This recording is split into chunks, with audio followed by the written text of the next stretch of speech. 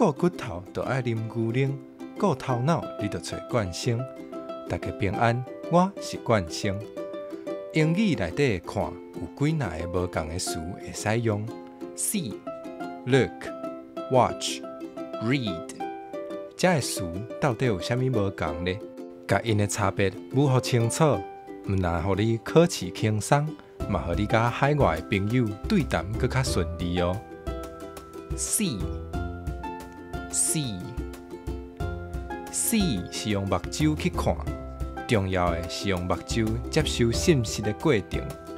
视线无一定是主动对到倒位，比如讲你伫一个 party， 无看到某一个朋友，就会使讲 I didn't see him or her at the party. Look 是爱甲你的视线对到一项物件顶面，而且爱配合介系词 at 使用。比如讲，你直直看一个人，这就叫做 look at him、look at her。若阵你要叫别人看一项物件的时，会使讲 Hey look， 有一个甲 look 正像的词，叫做 stare。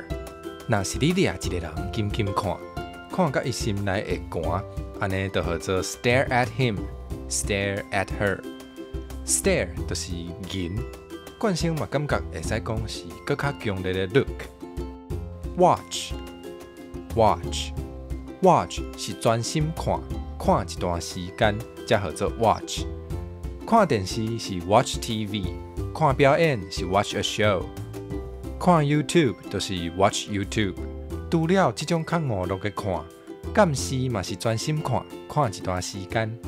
所以同款是用这个 watch。I'm watching you， 就是我有咧甲你看，较注意咧的意思。顾脚蠓嘛是专心看一段时间，所以顾脚蠓咱就讲 watch the bag。read 通常是读有字的物件，咱上知影的就是读册 read a book。若准是读出声，咱就爱讲 read it out。关系 read， 还有一项真趣味的代志，就是 read 的过去态写法是完全同款的，不过读起来煞无同，爱读做 read。Oh yeah， 英语发音规则就是这样学袂来呢。今仔日咱学到英语内底各种无同的看的讲法，紧甲这个影片分享给你学英语的朋友，嘛爱记得订阅，后摆有新影片才会连面收到通知哦。你敢知影市展会当互更较侪人看到冠生的影片？